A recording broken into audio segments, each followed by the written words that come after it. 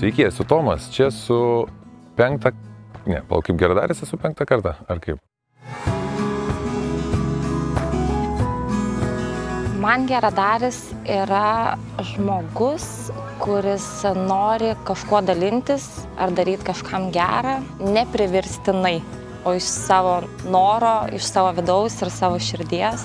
Man geradaris yra tiesiog kažkuo pasidalinti iš savęs. Tai lyg būtų kažkokie mainai, net nesitikint, dažniausiai net nesitikė, kad grįž kažkas atgal. Man jau yra gera, kad aš galiu kažkuo prisidėti, kažkuo padėti.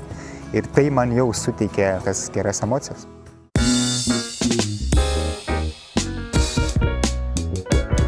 Aš, man atrodo, 5 kartus buvau kaip dalyvis.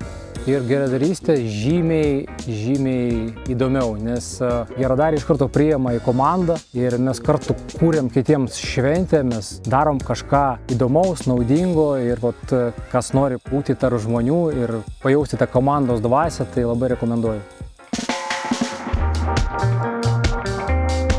Geradarystė vis padeda man kažką naują surasti ir pajausti.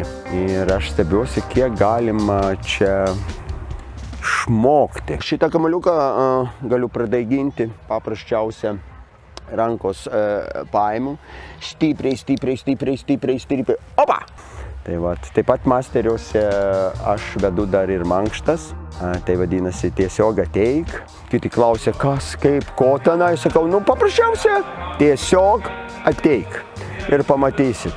Jeigu trumpai, tai yra mankšta, kur mes ir šokam, ir dainuojam, ir išnaudojam aplinką, bėgiojam, visiems linkim geros dienos, darom tunelius ir ko tik mes nedarom. Geradarį nusprendžiau pabandyti patirti šį festivalį tiesiog iš vidaus, kaip viskas vyksta, nes iš dalyvio pusės vienai matai, o kai tu pačioj širdį randiesi, tai visiškai kitoks vaizdas. Labai malonu, kad tu gali kažką gero padaryti žmonėms, tiesiog dalinasi gerom emocijom, gerą energiją ir tą patį gauni atgal. Tai yra labai veža.